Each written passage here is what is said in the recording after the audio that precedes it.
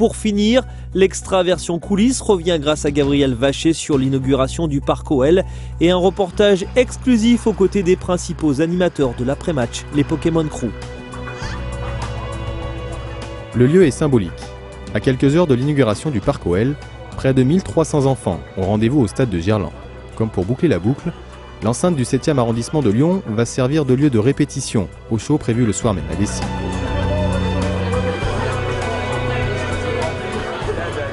C'est la compagnie lyonnaise de danse Pokémon Crew qui a été choisie quelques semaines plus tôt pour mettre en scène le spectacle.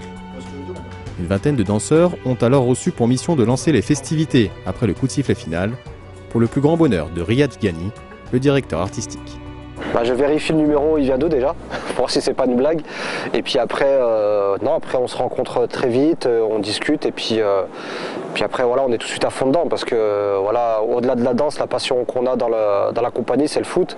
Et quand on nous demande de travailler dans le foot, tout de suite on fonce quoi. Donc on était super excités, on n'y croyait pas vraiment, donc il y a eu beaucoup de sentiments mélangés, donc on était super heureux.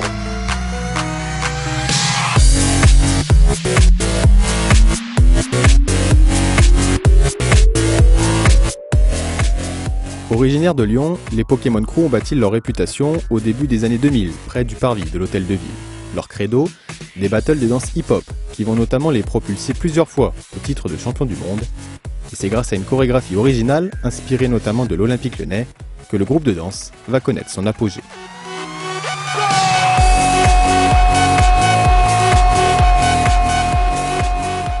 Alors nous, à la base, on est supporters comme tout le monde et bien sûr, dans notre métier, il nous fallait être créatifs dans les propositions chorégraphiques artistiques dans les compétitions.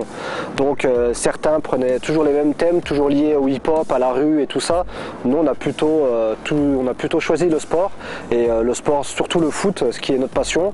Et puis le club qu'on aime, l'Olympique Lyonnais, donc on est parti sur une chorégraphie avec les couleurs du club, avec le maillot du club, en prenant des extraits de matchs pour la bande son, notamment bien sûr les coups francs de Julinho. Donc on a travaillé des acrobaties sur les commentaires sportifs et puis sur la gestuelle d'un coup franc, donc ce qui nous a permis de gagner le championnat du monde et aussi d'emmener le show le plus original qui a été fait.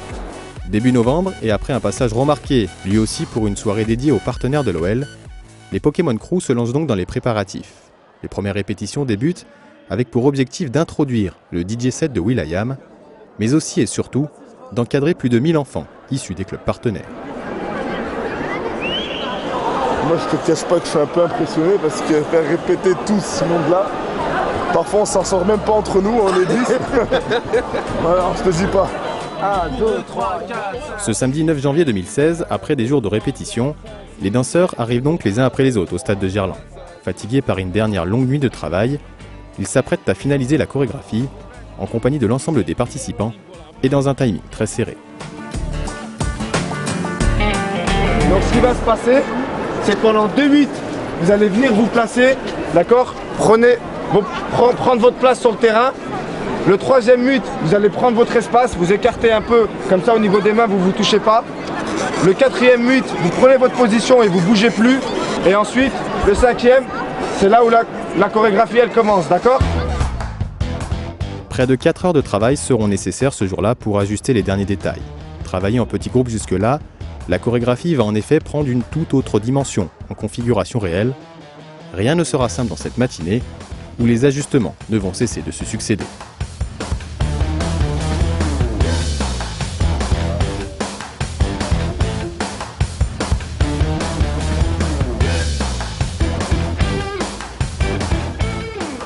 Ça prend une bonne forme même, je dirais.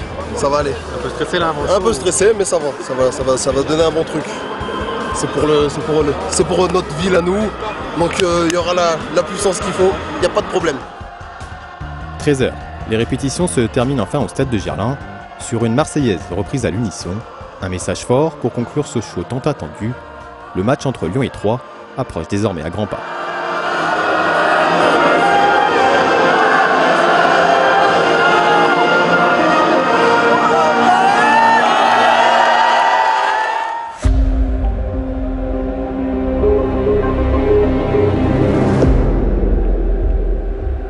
4 heures plus tard, nous sommes au Parc OL.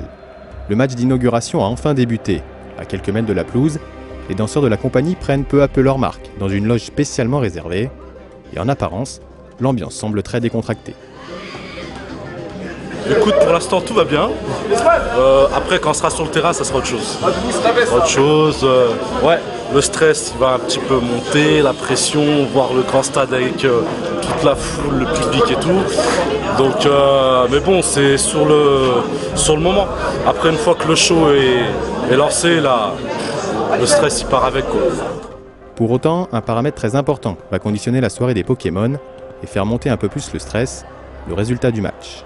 Riyad et ses danseurs vont attendre jusqu'au bout la délivrance. Et à 10 minutes de la fin, l'OL prend enfin le large.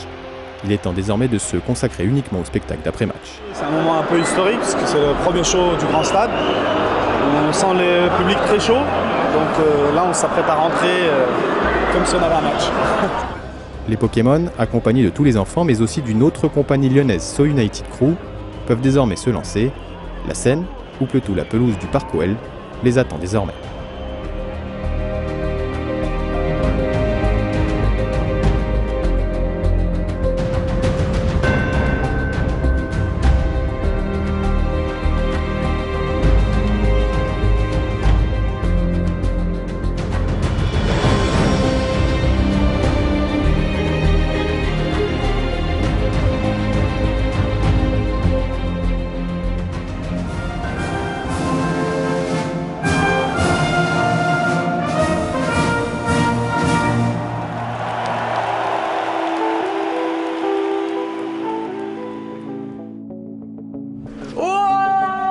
À l'image de l'inauguration, le show des Pokémon Crew aura été une vraie réussite. Après 2 mois de répétition, et malgré plusieurs contretemps, la compagnie ne pouvait espérer mieux.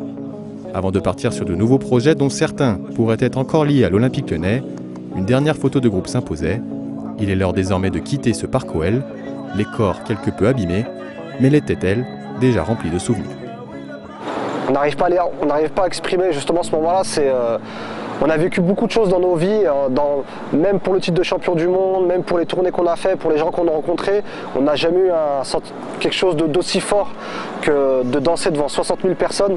Je pense qu'on est la seule compagnie hip-hop au monde à avoir fait ça. On est vraiment les premiers au monde à faire ça, puis ça restera un souvenir.